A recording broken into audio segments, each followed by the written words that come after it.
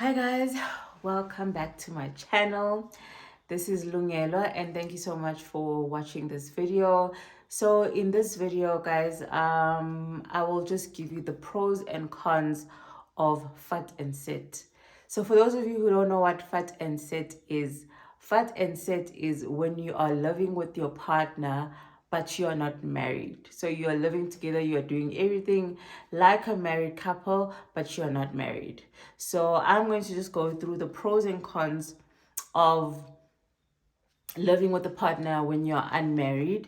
And guys, just a disclaimer, this is my personal experience, these are my opinions, and you don't have to take them, please. You don't have to implement them if you don't want to, if you're uncomfortable with them. This is just my personal experience and what I have experienced in my relationship currently. So just a bit of a background about me. I am currently living with my partner. We are not married. We have a child together. We live together. Yeah, we met in 2020, just before COVID. He slid into my DMs. And yeah, he just said all the right things. And luckily for me, he turned out to be exactly what he said he was, So there was no BSing me anyway. So yeah. Yeah, and how many years later? 3 years later, we are still pushing. We are still pushing. So as to why we are not married, I think that's a question for him because, as a woman, me personally, let me speak about me. I've always wanted the marriage. I've always wanted the child. I've always just wanted that family unit of my own. And I think I have it right now. It's not in the ideal package that I wanted it because I do want to get married. But at the same time, I am not going to force a man to do something that he's not ready for.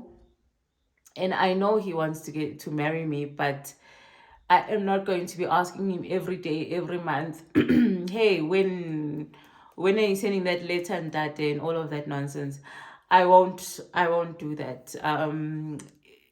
He needs to be the one who approaches that topic and who approaches me to speak to my mother, and that's that. And that's what I believe. I strongly believe in that because if you rush into something, it'll backfire badly on you. So I choose to I choose to just mind my own business, raise my daughter, build my household, and yeah, and that's that. So but yeah, so that's where I am at the moment. So I'll start with the pros before I go into the cons, and then the last part. So I've made notes, guys. So I'm just going to be looking down. The last part is in terms of the law. I'll just give a high level of what the law says about domestic partnerships. So yeah, so the pros. Let's start with the pros. So I have 3 pros and I have 3 cons. The pros. So the pros is that you know exactly who you are with and what you're getting yourself into.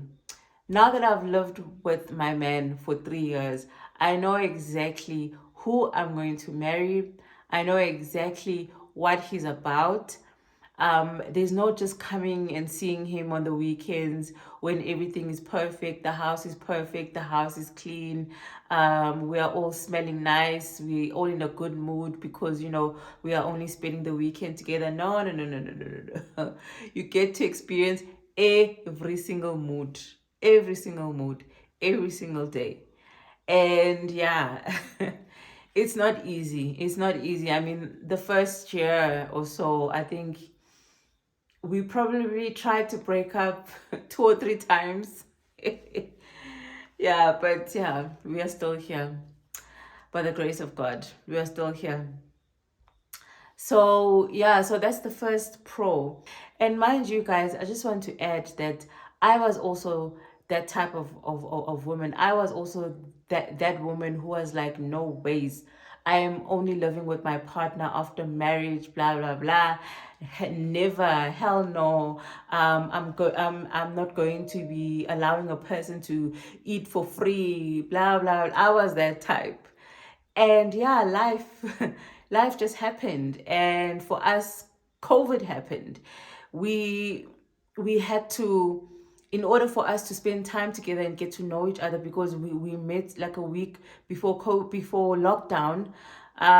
We When everything opened, I think it was in June, that was when we decided, okay, he must then rent out his apartment and then we move in together, because it just, it was the logical thing to do. We couldn't go out, we couldn't just date, we couldn't jola, we couldn't do the normal jola, because it just the situation just did not allow. So we had to live, we lived together, and yeah, and that's how it basically started. And 3 years later, we are still living together.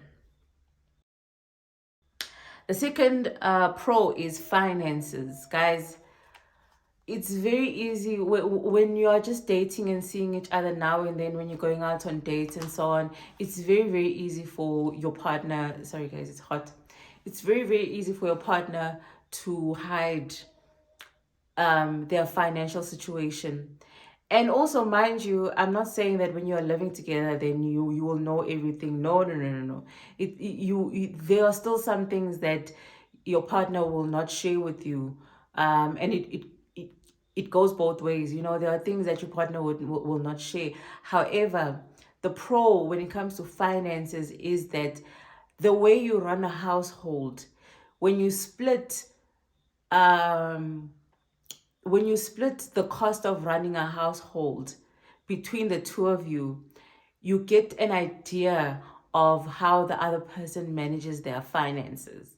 So it's a very good way of actually seeing how someone else can manage their finances, even if you don't know like every single item that they spend their money on, which for me, I feel like you don't need to know that. As long as you know how much this person is earning, how where majority of their money is going, what they do with the rest of their money, for me, it does not really bother me. I mean, how much he spends with his friends when he's gone for the weekend, it's, as long as he knows where his priorities are, that's what's important to me. And then the third one is building together earlier. So, living together, obviously, you will merge your lives, you will merge your finances, and in that way, you are now building together for your future. Whether you get married now or you get married later, you are building together. You have put all your finances together, and in that way, you can buy a house earlier together. You can maybe share the financial burden of your vehicle, or any other financial burden. You can share it quicker if you are living together.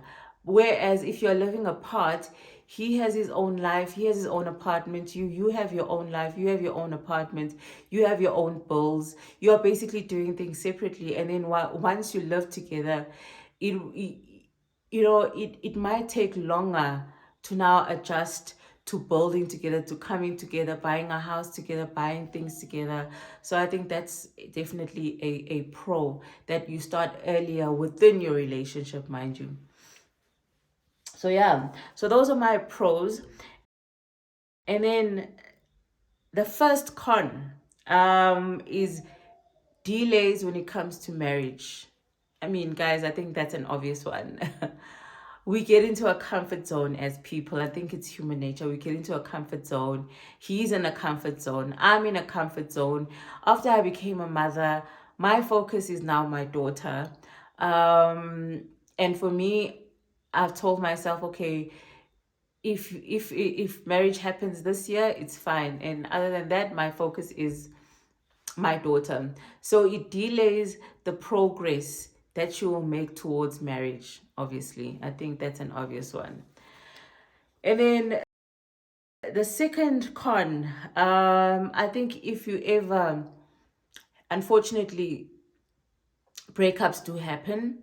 Yes, it's easier to break up when you're not married. However, when you have now merged all your finances, you've built a life together, you've bought a house together, it is much more difficult if if there's no legal document. It is much more difficult. Yes, I've heard people say divorce is difficult, dividing your assets is difficult, but imagine how much more difficult it would be if you, without that piece of paper, and the two of you are just living together, buying things together, buying a house together, and now suddenly you separate. So that's one of the cons, that it's much more difficult to divide your assets basically. And then my third con is family. So, in as much as obviously his family knows me, they knew me even before I fell pregnant. I think because he knew that, I'm the woman for him and he wants to be with me for the rest of his life. He did introduce me to his family before we had our daughter. However, having our daughter just solidified the fact that, I'm like part of the family. However, it does get complicated if, God forbid, one spouse does pass away or something happens to the other spouse. And then the one spouse is left, and now it's very awkward between you and the family because you were never introduced as a wife traditionally. You are never introduced as a wife to this family. You still have your maiden surname. There's no legal document to show that you're a wife. So obviously there will be that conflict. I mean, obviously families are different. Some families are fair. Some families are vicious when it comes to those things. So it just depends on the type of family that you have. And you just never know when certain circumstances happen in your life, you just never know how people will react, because at that particular time, emotions are actually guiding you. So, yeah, so that can get quite complicated. I think being married, and you have all your documentation and your papers in order, it makes it so much easier if something happens to one spouse, and then you can just produce those documents, right? Right? In a perfect world, yeah. So, yeah, so those are my pros and cons, guys. And then I just want to get into some legal stuff.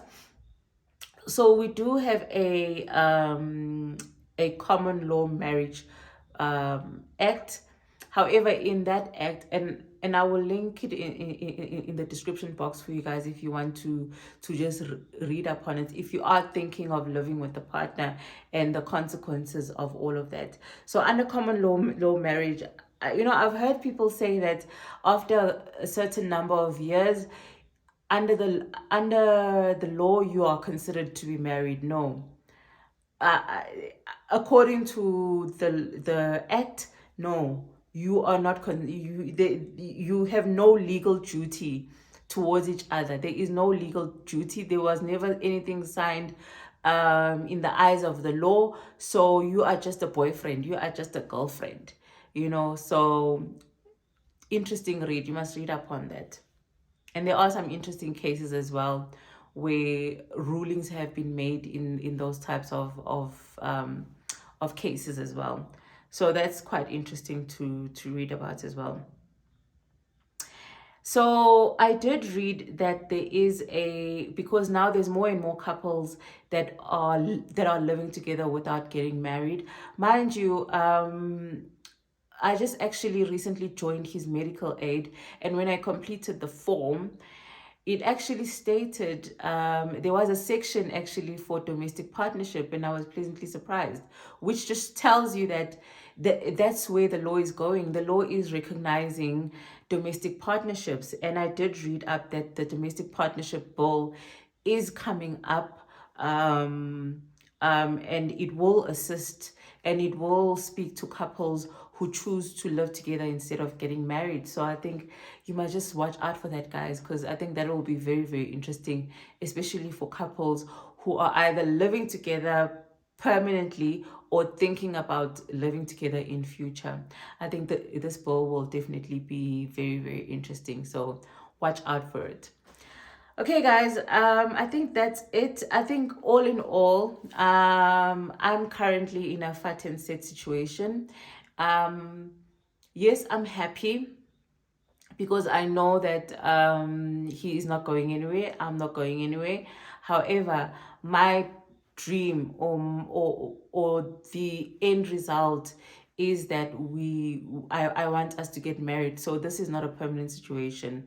I just want to clarify that this is not something that I'm like, no, we don't want marriage. We just want to live together. No, but at the moment, those are the pros and cons. And for me, I am very happy that I made the decision to live with him because I have learned I have learned his nuances. I have learned the bad side. I've learned the good side.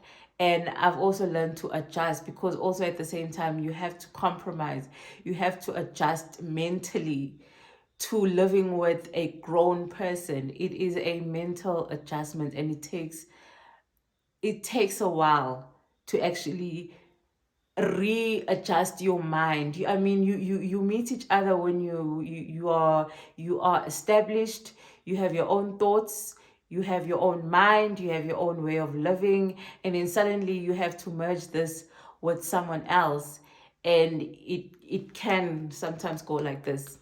So that's why I highly, highly, highly recommend that even if, okay, it's not a permanent arrangement, even if maybe you live together maybe a month, 2 months at a time, definitely, I would definitely recommend something like that. Not to be shocked after marriage.